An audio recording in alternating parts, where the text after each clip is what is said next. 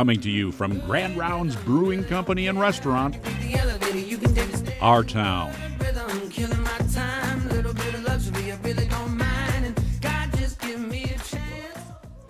Welcome to Our Town, the show about Rochester. We're at Grand Rounds Brewing Company and Restaurant, our new home for the show. We are taking a few minutes right now to say hello to Grand Rounds owner Tessa Learn.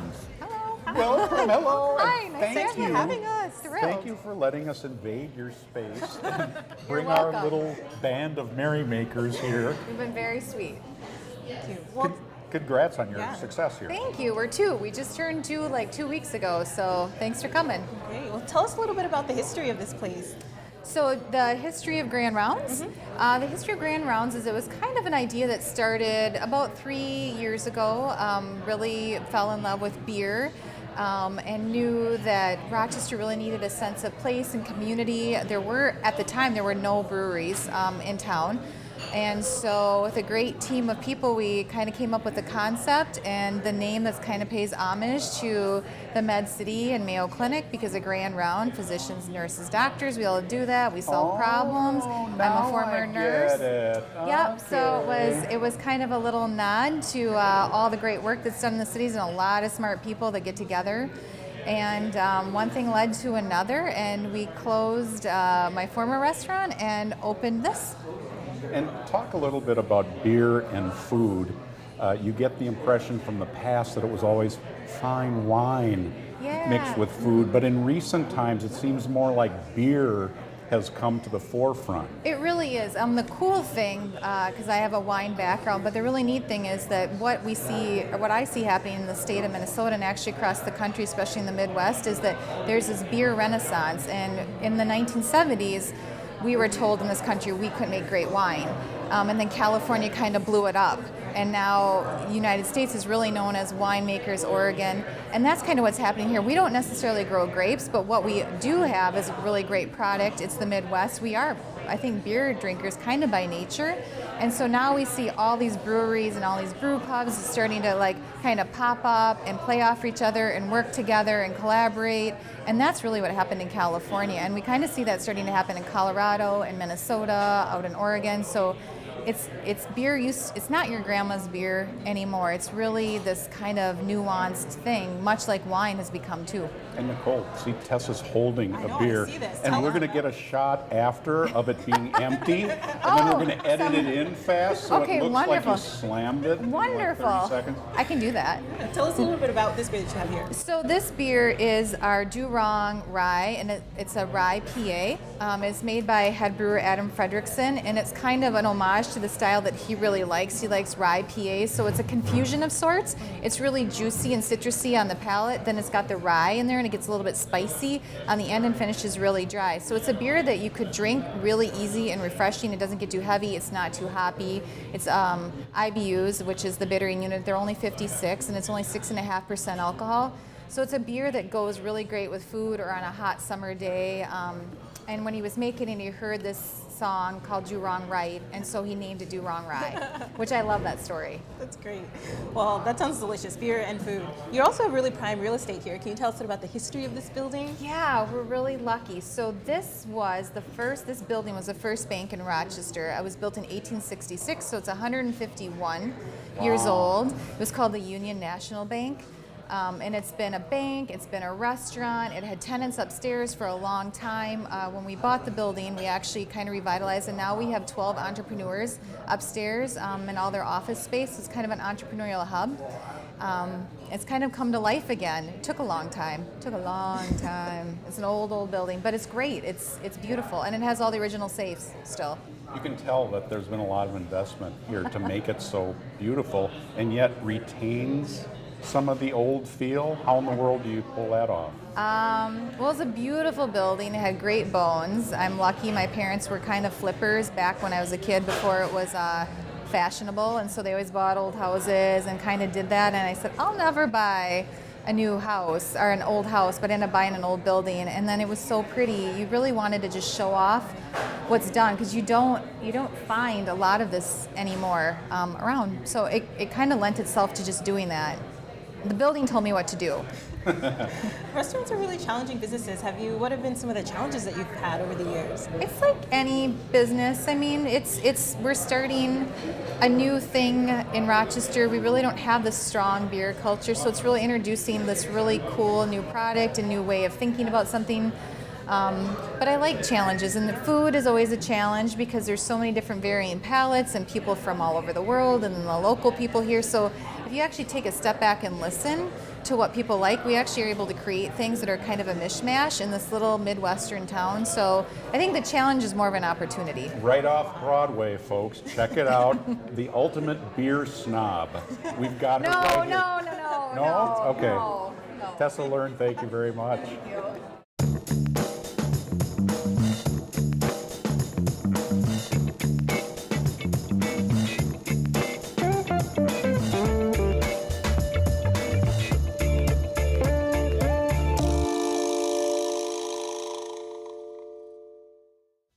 Our Town is brought to you in part by the following amazing people and organizations.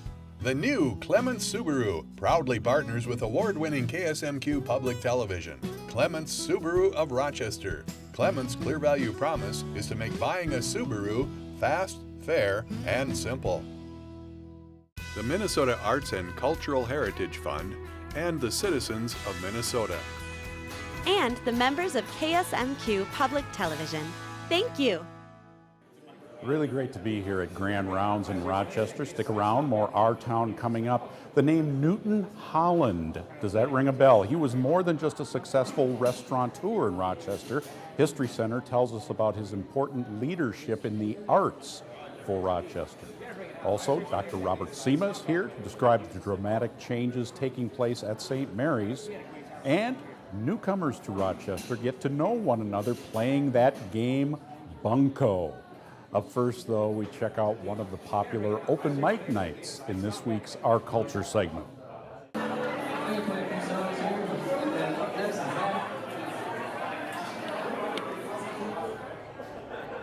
I'm Tracy Saunier, and I'm the host of Open Mic Night. Open Mic Night is a chance for local musicians to get out and play in front of people, play their own songs or cover songs. We also have spoken word artists as well. Think it's fine building jumbo planes. We have a sign-up sheet. I try and give people a fair amount of time based on how many people we have sign up. So when it's really busy, they get a few songs. On slower days, they get to play for a little while.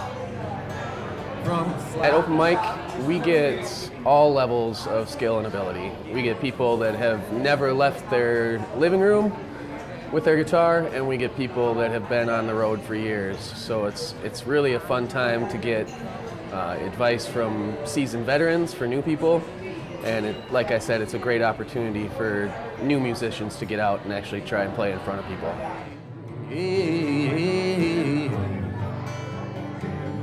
I'm Luciano, I'm a musician. I'm Indiara, I'm a songwriter and a musician. We are performing an open mic here at Forager the first time. Well, since my baby left me, wanna find a place to grow. What has done out in the lonely street at heartbreak and telling that And we like to do what we do, so every time is nice for us. only I could die. Well, though it's always crowded, you still can find a room. But we really want to know the musicians here, to know how they do and where they play. It will be really nice. Yeah, open mic is really good to know people, to know musicians and start playing together. Well, the perhaps tears keep flowing, and the desk clerk's dressed in We black. want to make all open mics that we could, and then offer our full set list to the places to make some gigs there in the future. Well, they're so lonely I could die.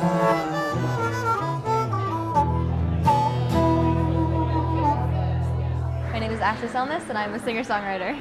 The type of music that I mainly play is probably more indie. Otherwise, like if I write a song, it could be any genre, depending on the chords, I guess. Everything was right. We both enjoyed it with fight. And we solved all the rules we had to play to make the other one leave. I like playing here at Forager for Bloombeck Net a lot because the people are really compassionate and super nice. Also, the environment is so welcoming. Like, you just kind of come and you can play, and if it's like your first time, like everyone just kind of welcomes you in, and you just kind of feel at home.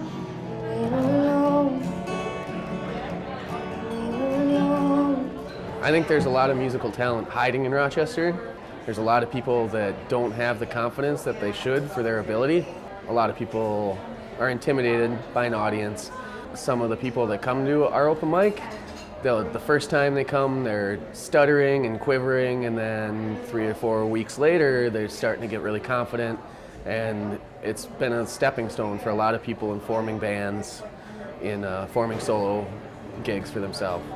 It would be awesome if anybody out there seeing this wants to come down and check it out. You can play the first time you come down here. You can use my guitar if you need to.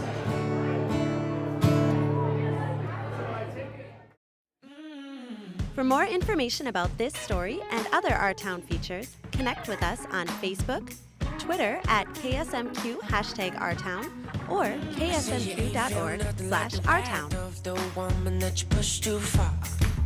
You can't run and you can't hide. She's gonna find just where you are.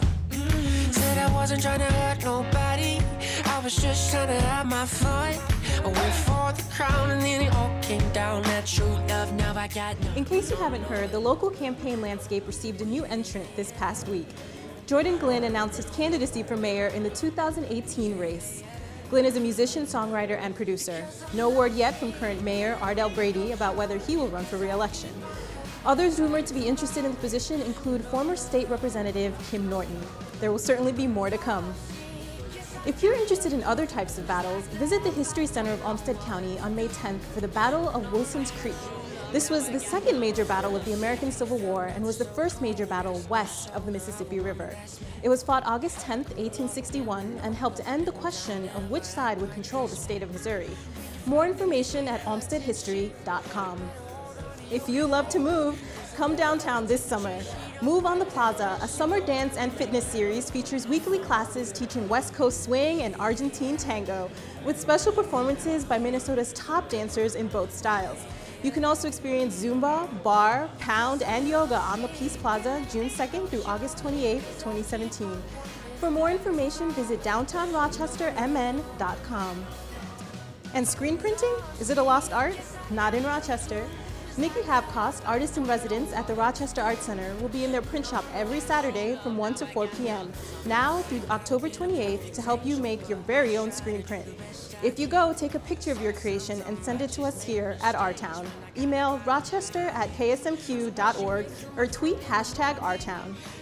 Stay with us as we play bunco with the members of the Rochester Newcomers Connection on this week's Walkabout.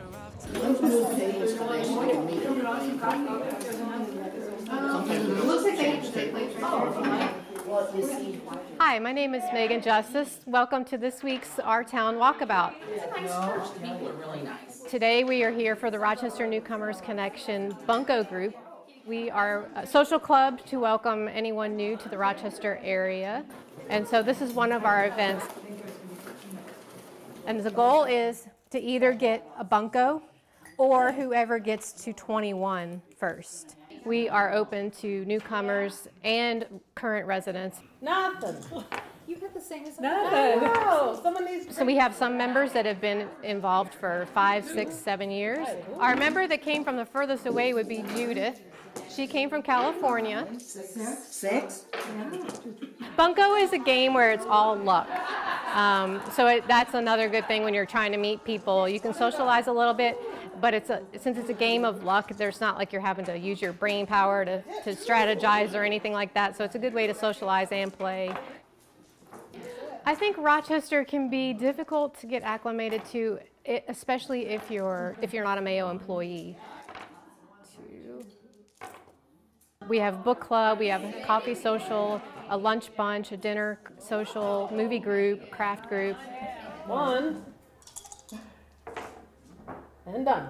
Well, some people, if they get a bunco, that's exciting. And they'll yell bunco and yay, 21. Yay! Our motto is that you'll find your warmest friends in Southeast Minnesota. Who does? Like Donna. Donna's doing hashtags where she just does the 4 and then does a, so whichever way you prefer. I'm doing it the hard way. I'm Megan Justice. Thanks for joining me on this week's Our Town Walkabout. Oh. Stay with us for more Our Town. We are asking all the big questions about St. Mary's expansion. Dr. Robert Cima is here with all the big answers. Stick around. Our past. Remembering what made us who we are today. Brought to you by the History Center of Olmsted County. Holland's Food Shop once proudly stood at 210 South Broadway across from the Cook Hotel. The proprietor, Ernest Holland, began the business in 1907 as a grocery store. After Ernest's death, his son, Newton, or Newt, took over operations in 1927. Holland's continued operating until 1970. Newt Holland's impact on Rochester went beyond his restaurant. On November 15, 1946, his 50th birthday, he wrote a piece for the Rochester Post-Bulletin called "The Letter That Took 50 Years to Write." In it, Newt said he believed it was possible to make Rochester as much of a cultural center as it was a center of scientific achievement, and he was known to say, "We are mortal, art is eternal." Newt ultimately became a driving force behind the creation of the Rochester Arts Center, as well as beautification initiatives for downtown Rochester.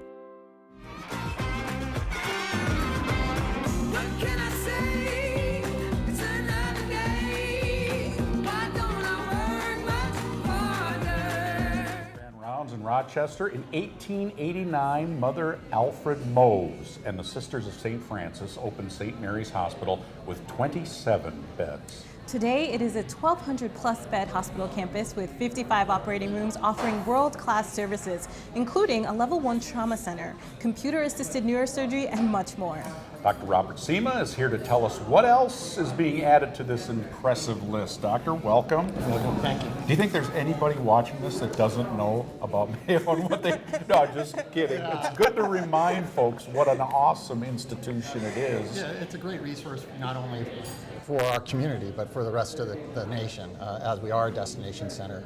But I think a lot of people forget that we really are the community hospital for southeastern Minnesota in the sense of what we can offer all aspects of care. We have great partners in the region, but St. Mary's Hospital is sort of the one where if you have a real bad problem, we can take care of it. Can you describe the scope of this new expansion that's going on? Well, this is really an opportunity to take Mayo and St. Mary's campus to the next level.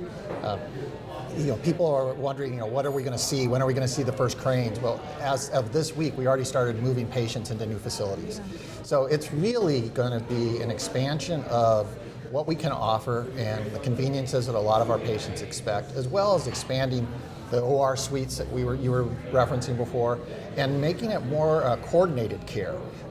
We had traditionally had facilities in one part of St. Mary's that now, because of the way medicine has gone and the integration between the surgical, procedural, and some of the medical practices, especially in cardiac surgery and cardiovascular medicine, we're moving them all into one area. So the new tower is going to house all of our cardiac medicine floors. It's going to have in the same facility the cardiac surgery ORs. We're going to be building 11 new ORs. Including one that's a hybrid OR so that we can do interventional procedures at the same time. And the cardiac ICUs are going to be there. So it's really going to bring our team of experts who have already been working well as a team, but they're going to be co-locating them and really having them taking care of patients all together in one environment. When we talk about when some of the planning has been going on, you hear little clips on the news, you hear that St. Mary's is landlocked. What does that mean? Well, if you just drive past it, you can see that there's a big street on one side and there's another street and then there's residential areas behind it. And we really are landlocked, so in the sense of we don't want to take away from the aesthetics and the beauty of the area with the green space, the gardens, but we really can't expand outward and preserve that. So we are going to be looking at many facilities going up. We'll be adding 3 floors to the Genrose building, which is sort of behind. Those will be accommodating our rehabilitation facility, which is another hospital within a hospital at Mayo. And then what we'll use that facility, which is right now in the middle of St. Mary's, we'll be renovating that and having a new group of people using that facility as the rehab moves over. We're going to add additional floor space there, another 1.5 floors, which right now are sort of undifferentiated, so we don't know what's going to go in there. And that's really the plan here, is that as Mayo grows, as our community grows, and as medicine changes, we want to be flexible enough to know what to put in there, when it's right, and what type of facilities to build. Wonderful. You mentioned that you've already moved some of the patients. What other plans are there in terms of making that as smooth a sort of transition as possible? I mean, this is a big domino game. The issue is you can't just shut down a hospital and renovate. Right. So you have to do it in stages. So we had the buildings that were put up in the past renovation. Those weren't fitted out, so to say. They didn't have the rooms put in. They had the walls up. We are now moving into that fitting out stage. So we fitted out the bottom 3 floors of the East Tower, and we've now, in the process, as of just yesterday, moving the first set of patients from our multiple cardiovascular units into that facility. Once all those patients and staff are moved over, then we're going to start renovations on those floors. And so it's sort of a sequence of events. Now, in addition, we will be adding new tower space. You will see construction cranes going up, but the money that has been put forth by Mayo right now into this building is already being used. Right now, we're starting to do construction and fitting out of facilities, and it'll continue over the next 5 years. So is this part of DMC or separate and apart from it? Well, this is part of Mayo's continuing. It's part of Mayo's effort to enhance our facilities. This was monies that were not necessarily directed and tied into the DMC, but certainly the enhancement of Mayo is good for DMC, and it is considered part of our commitment to that spirit of DMC. But really, this is to help improve community access here as well as for our destination practice. What's amazing to me is that you're doing these things while at the same time keeping your eye on the ball, not knowing really what our nation is, how we're going to pay, how people are going to pay for their insurance or their health care, all these changes that are just kind of in flux. Well, healthcare is very dynamic. There's a lot of uncertainty. But Mayo's focus is the same as it was when Sister Mose and Will Worrell Mayo sort of sat down and decided this. Our focus is on the patient, providing high quality care and high value care. And that's really what people across the United States are asking for. They want to have high quality care, and they want to have it done so that you're not wasting resources. And that's what we're trying to do here by co-locating, integrating our practices, integrating all the Mayo practices, which is happening right now, is hopefully going to contribute to that high value care, and that's what we're striving for. And that's a really important point. I think sometimes people just see the construction cranes and talk about expansion and aren't thinking so much about what the impact is going to be on patient care and putting the patient first. In terms of sort of the long-term vision, I mean, what in terms of expanding that patient care and that impact in patient care, can you speak a little bit more about that? Well, we're talking about integrating our medical record right now. So in the health system, our Mayo Health System colleagues, they had used a different type of medical record than what we used here in Rochester. Right now, we're in the process of integrating it so one electronic medical record. So records will be seamlessly passed from Austin, Albert Lee, Mankato to Rochester and back the other way when a patient leaves. But it's not just that, it's Florida and Arizona. We're going to be completely integrated. So if a patient were to fly from there to here, or they live here in the nice months and then winter in Arizona and get their care at our Mayo, Arizona campus, we'll know everything that happens. So healthcare is not just about the facility, it's about the people and the information that they have to handle. And by integrating the practices together in one facility and by enhancing the way they access information, we think that we're going to be gaining advantages for our patient care as well as increasing the value that we provide. Besides the local audience folks that you serve, you're also talking to the nation and the world with these changes, because at the end of the day, you're hoping that the person says, I don't want to go to Cleveland, someplace, you know, I mean, that's where the rubber hits the road. So how are you preparing for that when you're doing all the expansion? Well, all our expansion is designed to increase the capacity of patient care, whether that's regional, local, or international, or national patients. We feel we have the capacity and the ability to grow this practice both for all stakeholders.